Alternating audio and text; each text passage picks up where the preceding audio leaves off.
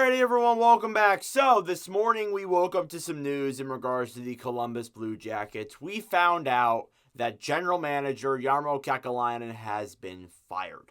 So, this really shouldn't surprise anyone. A lot of people thought this was a long time coming. When you look at last season being an absolute disaster as it is, off-season moves being pretty much a disaster, and this year being a disaster. After 11 years, it was probably about time that Kekalainen got fired. Should not surprise anyone. Now, whether you agree with it or not, he's gone, and now it's up to Davidson or whoever's going to take over to see what is the direction of this Columbus Blue Jackets team. Now, there are some positive points on this roster. However, it is not looking too good. So, ironically, the day that he gets fired, it falls on the deadline preview day for the Blue Jackets in my schedule. So, obviously, I figured I'd mesh these two videos in one instead of making two pointless videos that would upload right after each other.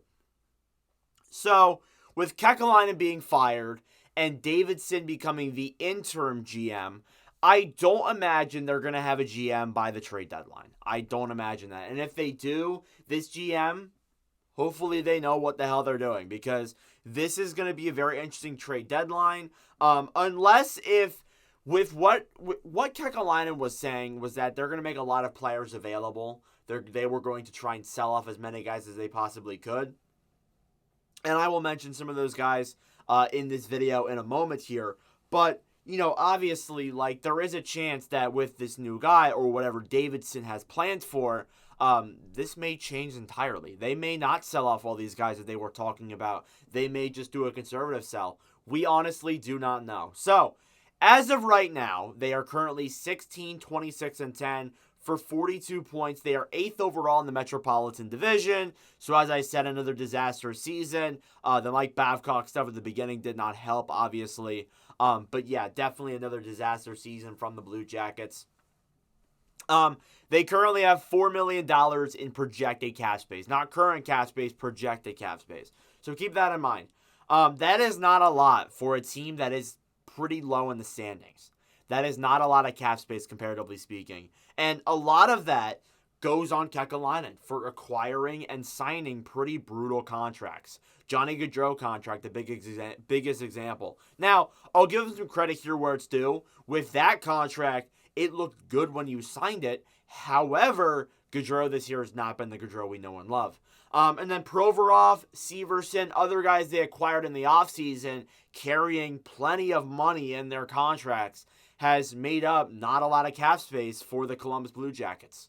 And that could be what kills them here for the next couple of years. Now, obviously, some of these guys expire soon, and obviously they're going to try their best to move some of these guys for more cap space, but it's still not ideal.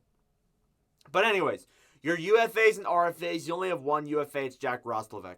Roslovic has not been the player that he should be getting paid for, so I would imagine there is a chance that he might get traded or he walks at this year's deadline or this year's free agency, which would not surprise me. Even though Roslovic, when he was acquired by Columbus in 2021, was a solid young player who didn't show what he was expected of in Vegas, but hopefully it would show in Columbus, and it just hasn't been that so far. It just hasn't been. And this year is another example of that. He gets paid $4 million. That is way too much for the production that he's putting up. Your RFAs, however, are all big contracts. And that's why I think that a lot of the guys that they got in this offseason could even get moved this offseason. Like, it just looks that way. You got Alex Texier, Kent Johnson, Kirill Marchenko, Cole Sillinger, Emil Bemstrom, Yegor Chenikov, and Jake Bean. So, essentially, that entire more or less RFA is your future.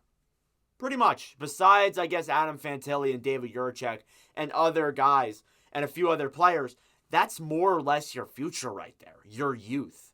So, Texier coming back from being away in Europe for personal reasons. Not really sure why. Not really our business. But he is back. I would expect him to stay. I'm not too sure. All of these guys, I think, get signed. I can't see any of these guys not getting signed unless if they come out and say, I don't want to be in Columbus. These are all players who have been solid at the NHL level, have obviously gotten their chances, and have looked pretty good, too. So, overall, this is a very young roster.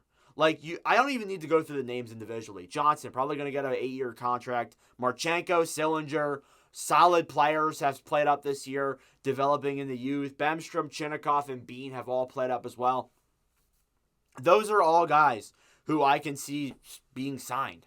And they could cost you some money. So that's why I do think Columbus could be selling house with some of these players. They could be. And they have a very young roster. There's no denying it. Their roster is very young. They're going to have another high draft pick this year. And it's going to add to the even more deep offensive and defensive prospect pools. However, just the success hasn't been there just yet. And I know it takes time, but there hasn't been a whole lot of progress. It feels a little bit better than last year, but it still feels like the same team relatively.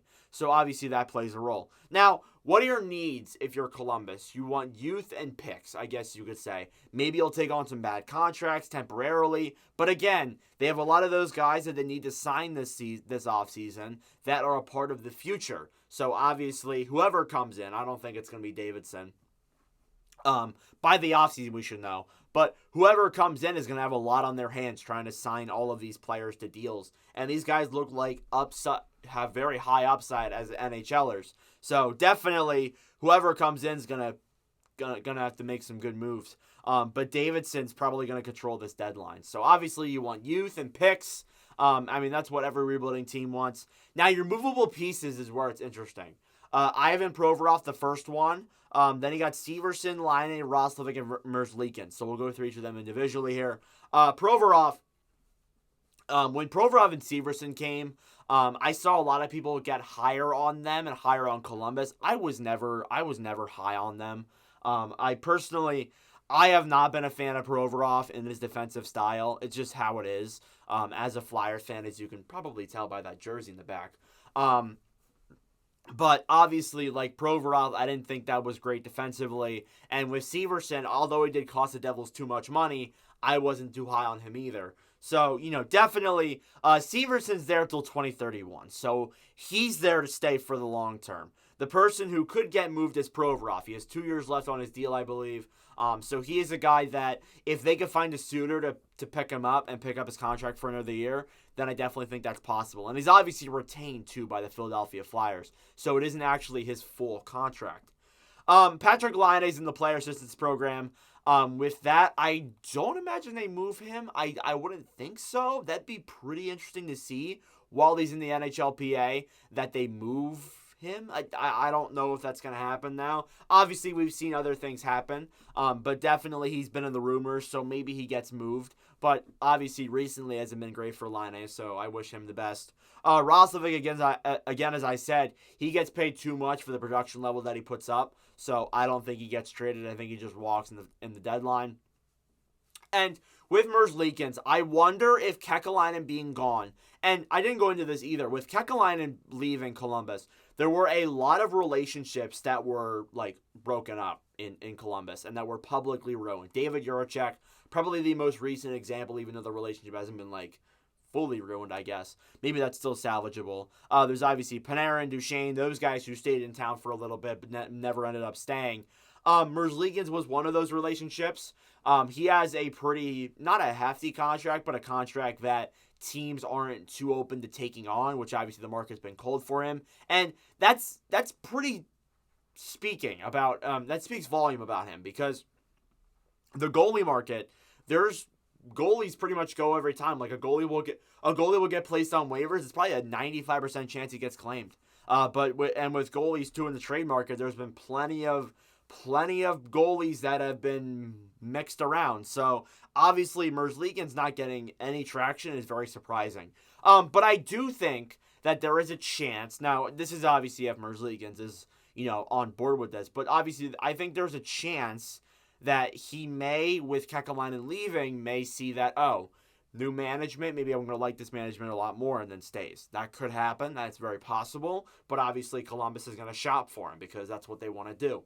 But anyways, that's all I got to talk about here. Hopefully, I like to be positive when a GM is fired. I like to say that, you're heading in a new direction. That's a good thing to see. And I think that whoever's taking over Hopefully they can get him out of this rebuild. But anyways, thank you all for watching. If you enjoy, make sure to leave a like. Hit that subscribe button down below. I really appreciate it. But anyways, we'll move on to the trade deadline previews throughout this weekend. But anyways, thank you all for watching, and I'll see you guys in the next video.